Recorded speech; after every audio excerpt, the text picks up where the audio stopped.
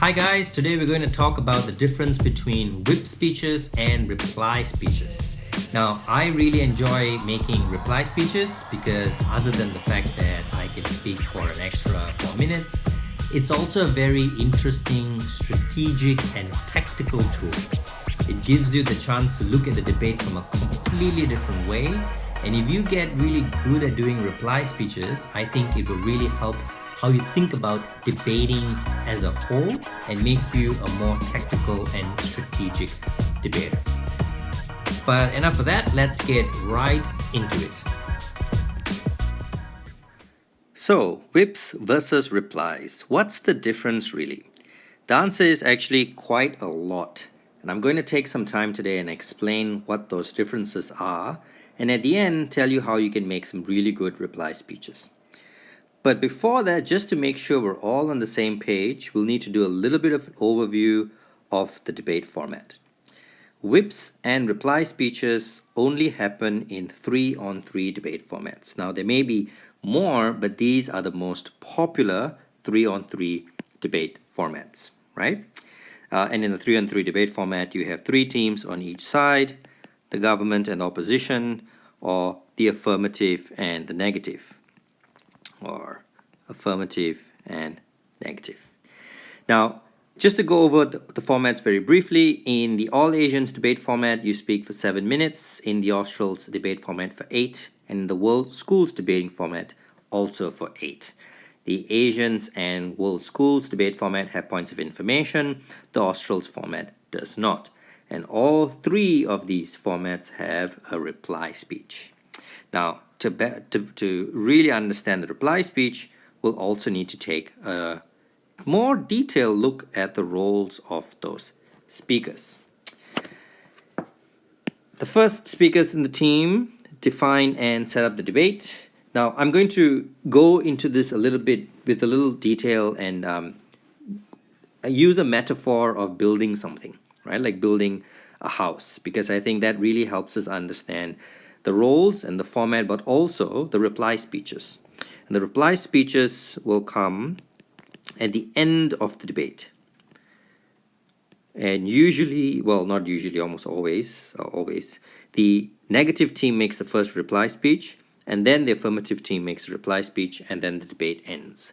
So the debate starts and finishes with the government or the affirmative team. Okay? So, as I was saying, first speaker's role to define and set up the debate.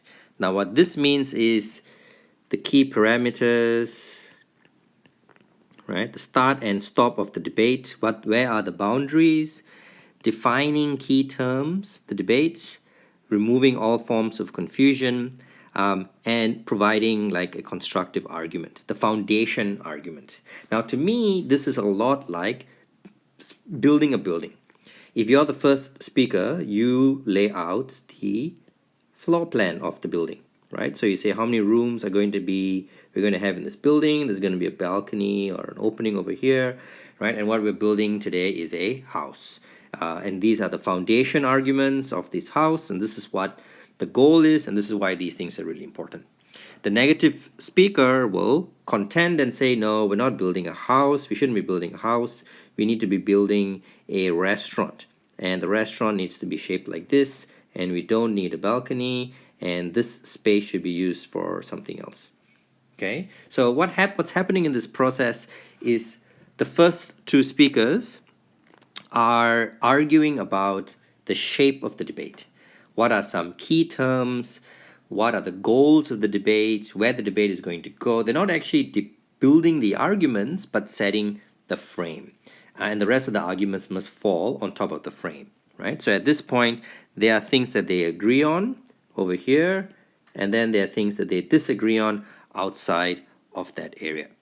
Then the second speakers, the Deputy Prime Minister, Deputy Leader of Opposition, or the first affirmative and first negative, they build upon the foundations that have been set up, and they reframe, right? So they defend, they refute, and they argue.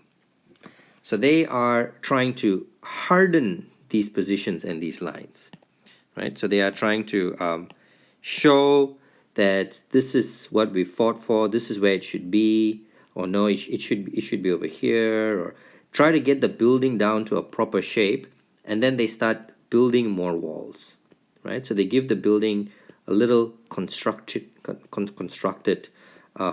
shape, okay? And this will go back and forth between both the speakers. So the building will end up looking a little bit confusing, because it's kind of like two buildings in one. The government team wants to build a house, the opposition team wants to build a restaurant. This is what they say is the most important goal of the construction of the building, because of these arguments, because of these supports, and they are building, right? So the judge is keeping track of what people are doing and which one of these things are more important, and trying to construct and keep track of all these things in the debate. Okay, following me so far, I hope. Then the third speakers, at the role of the third speakers, most of this building should be built, right? The third speakers add finishing touches to the building.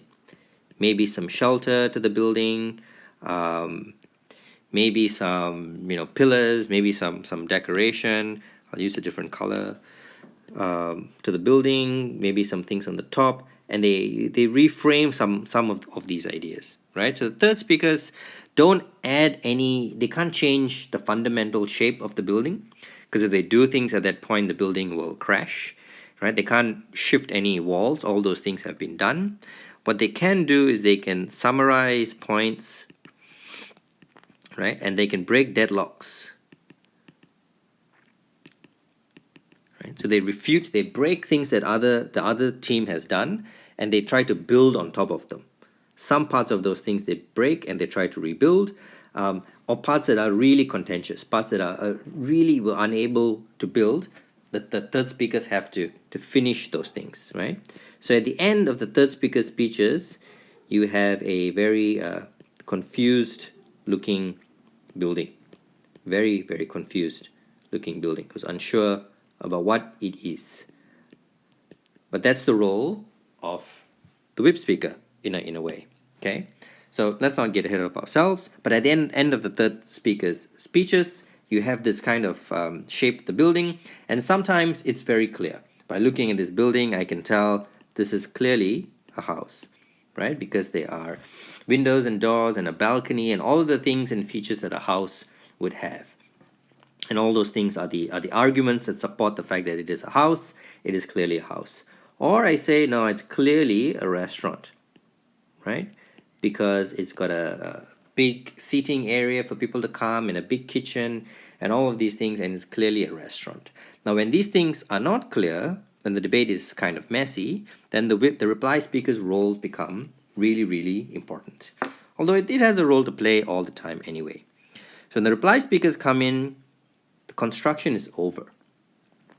The house has been built. The reply speakers don't do any building, right? The reply speakers stand outside of the house and they critique the house.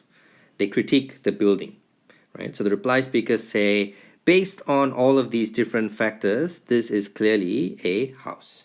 Or based on these key things, this is clearly a restaurant, right? So that's the first thing. They critique the debate, and they come to the conclusion to argue the shape of the debate, right? So they critique the debate and defend one view or the other.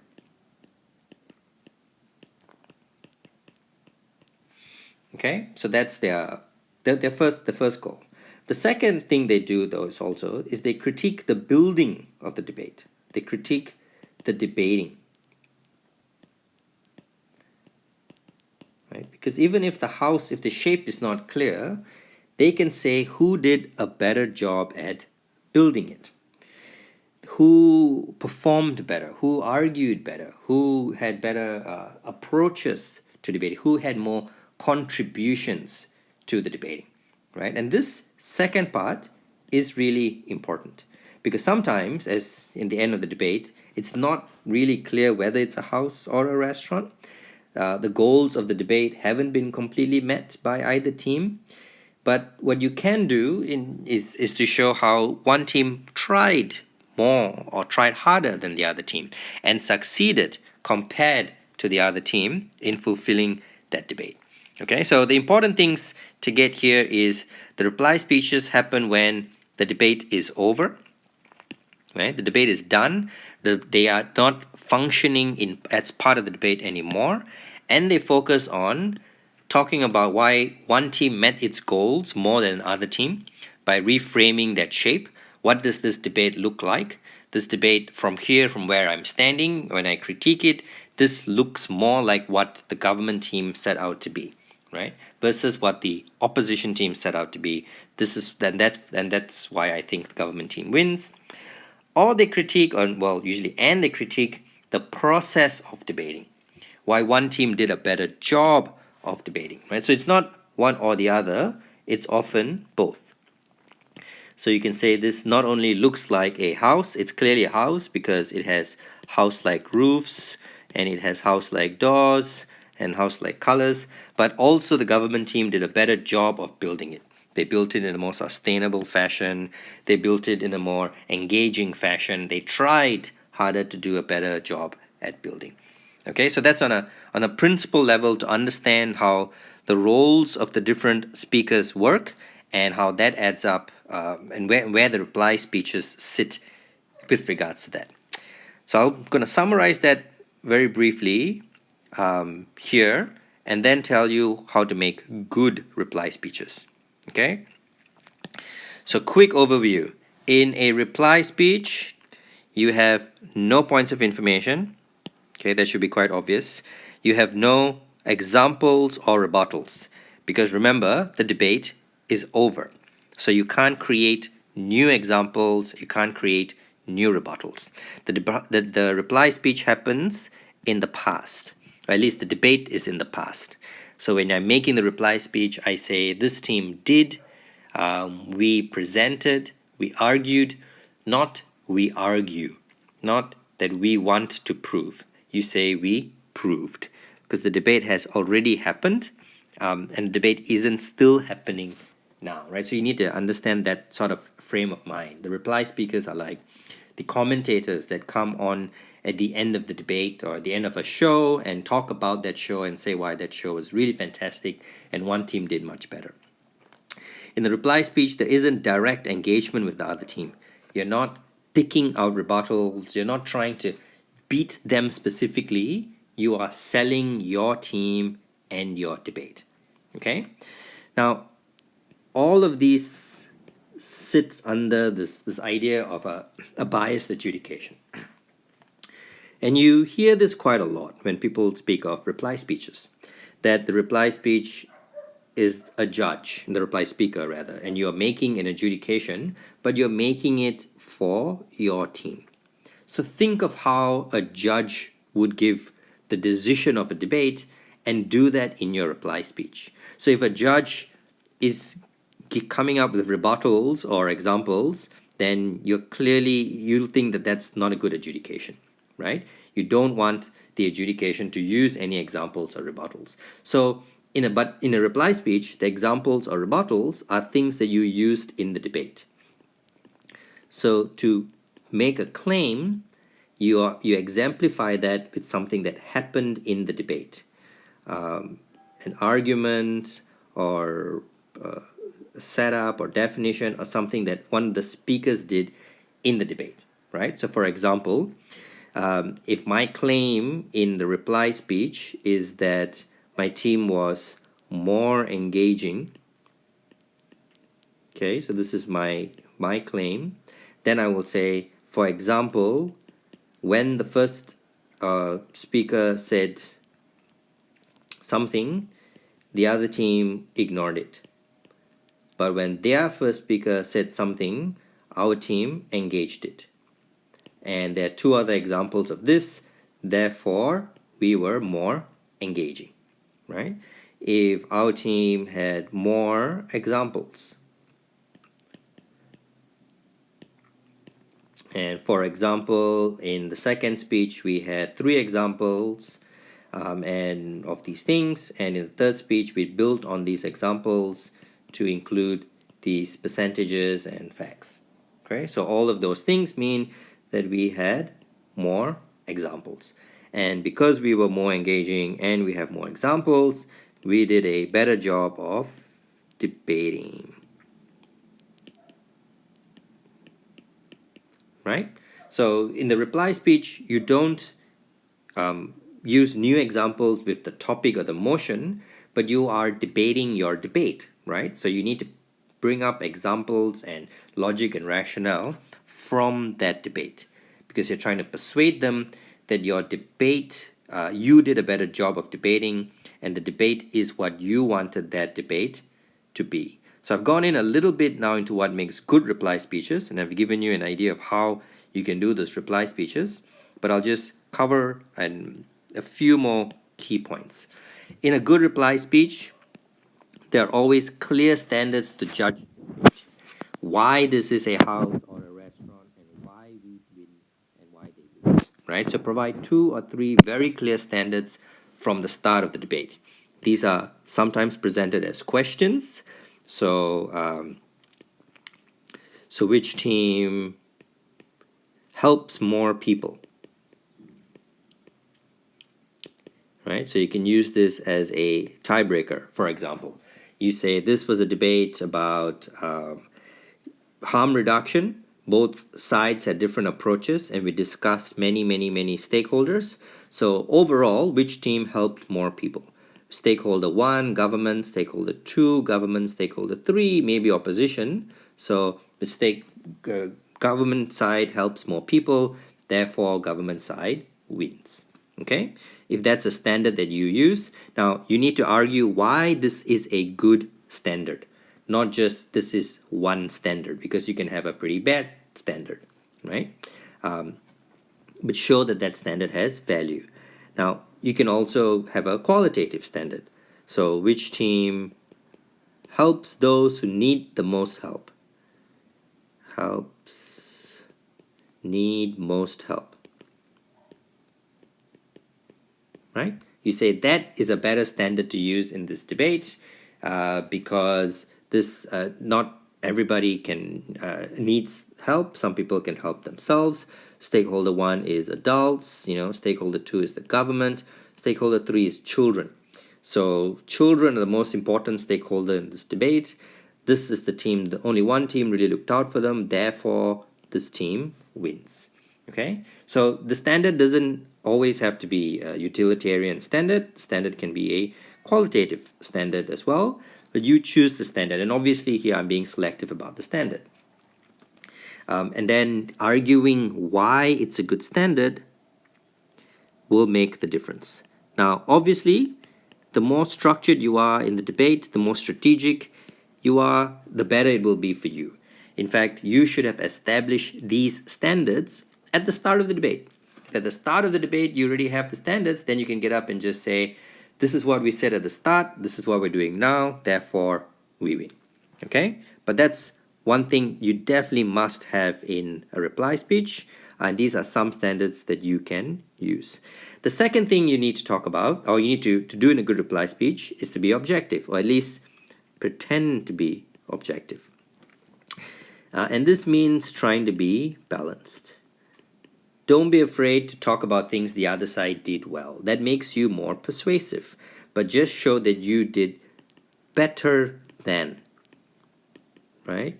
So better than is not perfect. And there's no such thing as perfect. But be better than. And be better than strategically. Don't concede the most important things, but concede things you feel can be conceded. Try to be comprehensive.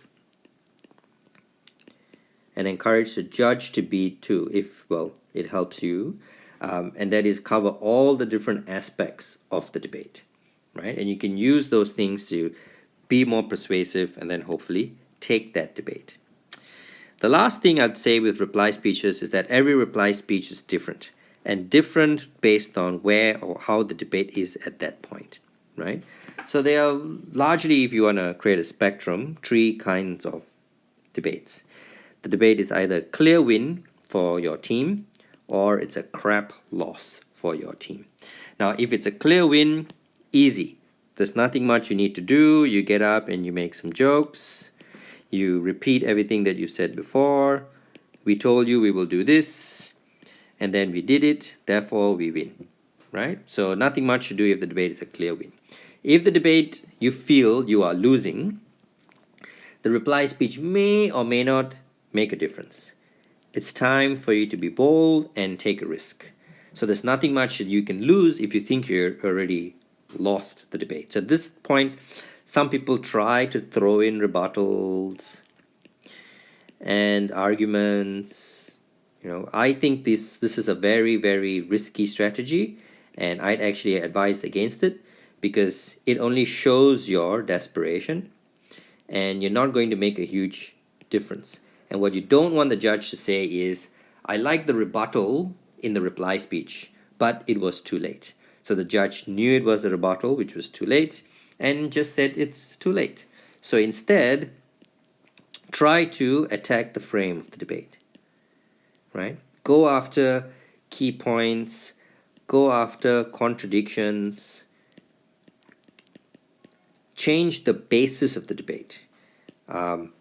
What you're doing is you are shifting the goalpost. And this deserves a whole section of its own, but it's basically changing the rules of the game at the end of the game. You say, yeah, they scored a lot of goals here, but that's not important anymore because actually the goalpost was somewhere else. They were kicking balls in that direction. But the most important part of this debate isn't about who you can help and how many lives you can save, but about the law. This is a debate about consistency and legal principle, and that's more important in the long term, or something like that, right? So it's a bit of a Hail Mary, it's a bit of a risky strategy, but hey, if you think you're going to lose, then you really don't have much to lose. Most debates will happen here, where it's close one end or the other. And here is when the reply speech is king, right? And makes a huge difference. So here is when you need to choose the right standard to get the debate, the one that is most beneficial to you, and you pick out failings of the other team.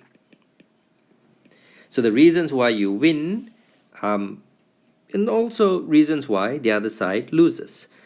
Because no team is perfect, it's very unlikely you would have perfectly fulfilled your onus or your burden, because if you have, then you're in a clear win strategy. So there's some things which you didn't do, highlight the things which you did, and then highlight the things which the other team didn't do, right? And say, this is why we should win, but this is also why they must lose. And therefore, the win goes to us. By a few points, but it definitely quite clearly goes to us.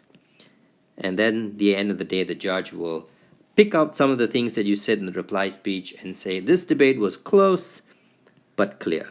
And that's when you know the reply speech made a huge difference. Okay, so that's what we have today for reply speeches. It is not always the most important aspect of the debate, because sometimes the debate is either clearly won or lost, but 90% of the time it has a really important role to play. Okay, so I hope that was useful and entertaining. If you have any questions, please ask. It's hard to really know what you are thinking and whether it's helpful or not helpful for you, so don't be afraid to ask follow-up questions about things that we missed, to offer suggestions about how we can improve this video, or to ask for clarification on certain points because you think we can explain more and it will benefit from some clarification. That's all for now. I hope to hear back from you guys soon. Enjoy, happy debating, crush those reply speeches.